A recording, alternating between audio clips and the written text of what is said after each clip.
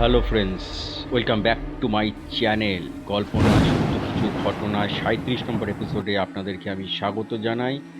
আশা করছি আমার ঘটনাগুলো আপনাদের খুব ভালো লাগছে এবং আমি আগেই বলেছি যারা আমার চ্যানেলটি সাবস্ক্রাইব করেননি তারা অবশ্যই আমার চ্যানেলটিকে সাবস্ক্রাইব করে নেবেন, নাহলে কিন্তু আমার ঘটনার নোটিফিকেশন আপনাদের কাছে গিয়ে পৌঁছবে না।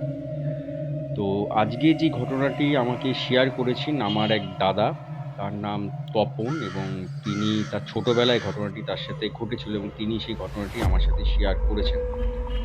তো বুঝতেই পারছেন ঘটনাটি বহু বছর আগের একটি ঘটনা, বহু মানে বহু বছর আগের, এবং তিনি এই কথাটাও আমাকে বলেছেন যে আজ পর্যন্ত তিনি আহ, সেই ঘটনার কোনো সলিউশন খুঁজে পাননি এবং তার সাথে সেদিন কি ঘটেছিল সেটাও আজ পর্যন্ত তিনি বুঝে উঠতে পারেননি।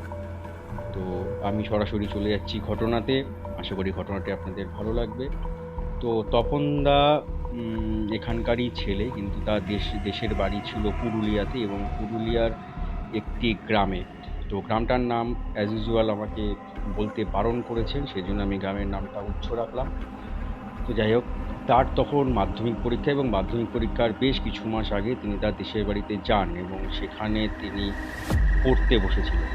তো হঠাৎ করে তার তো তিনি যখন পড়তে বসেন তখন রাত প্রায় ১:৩০ এরকম সময় তিনি পড়তে বসেছেন, এবং তিনি লাইট নিভিয়ে যখন তিনি শুতে যাবেন করছেন সেই সময় তিনি দেখলেন যে উম, জ্যোৎস্নার চাঁদের আলো এত সুন্দর লাগছে, তার ঘরের জানালা ভেদ করে আলো ঘরে আসছে এবং হালকা হালকা হাওয়া বয়ে যাচ্ছে বাইরে।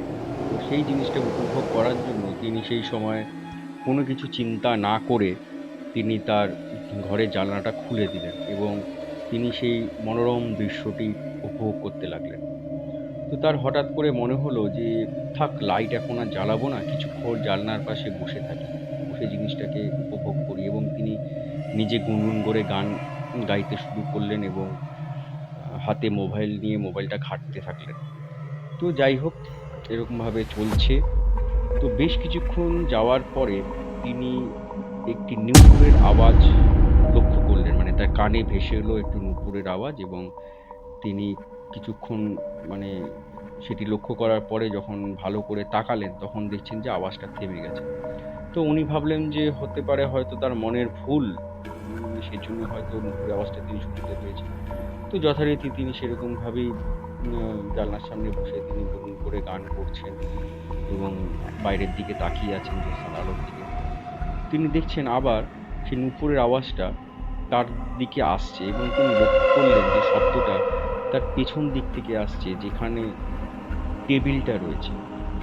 তো তিনি কোনো আওয়াজ কিছু করলেন না, চুপচাপ তিনি আওয়াজটা শুনতে লাগলেন যে আওয়াজটা কত দূর পর্যন্ত আসে বা কোথায় যায়।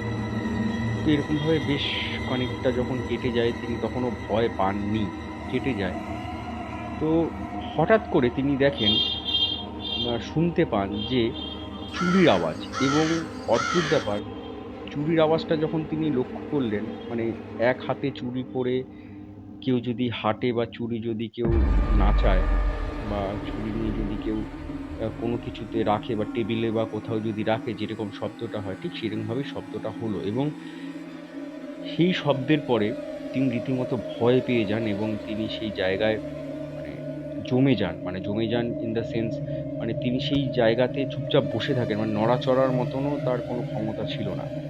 তো যথারীতি বেশ কিছুক্ষণ এইভাবে কেটে যাওয়ার পরে তিনি লক্ষ্য করলেন যে আবার সেই নূপুরের আওয়াজ, এবং নূপুরের আওয়াজটা ধীরে ধীরে সেই স্থান থেকে দূরে চলে যাচ্ছে, অনেকটা পেছনে চলে যাচ্ছে।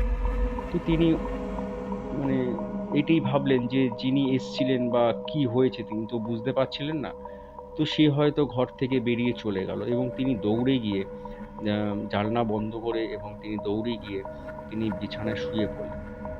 তো পরদিন সকালবেলা হলো, তিনি বাইরে যে অ্যাজ ইউজুয়াল বাইরে বেরোলেন এবং বাইরে বেরিয়ে তিনি গ্রামের পথ ধরে হাঁটছেন। তো হাঁটতে হাঁটতে একটি ছোট সাঁকোর মতো জায়গা, সেখানে দেখছেন তিনি যে একটি উম সাদা কাপড় পরা একটি মেয়ে নুপুর পরে হাঁটছে, এবং তার দিকে এক দৃষ্টে তাকিয়ে আছে এবং তার দিকে এগিয়ে আসছে।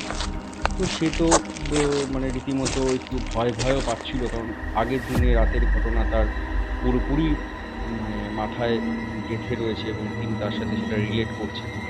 তো হঠাৎ করে তিনি দেখলেন যে ভদ্রমহিলা নুপুর পরে হাঁটছিলেন, তিনি তার পায়ের নুপুরটা খুলে তার হাতে দিয়ে দিলেন এবং সেই মুহূর্তে তার ঘুমটা ভেঙে যায় এবং তিনি দেখছেন যে তিনি বিছানায় শুয়ে আছেন।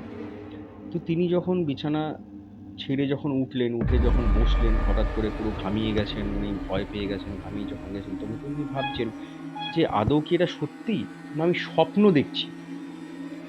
কারণ তার বাঁ হাতে সেই নুপুরটা রয়েছে।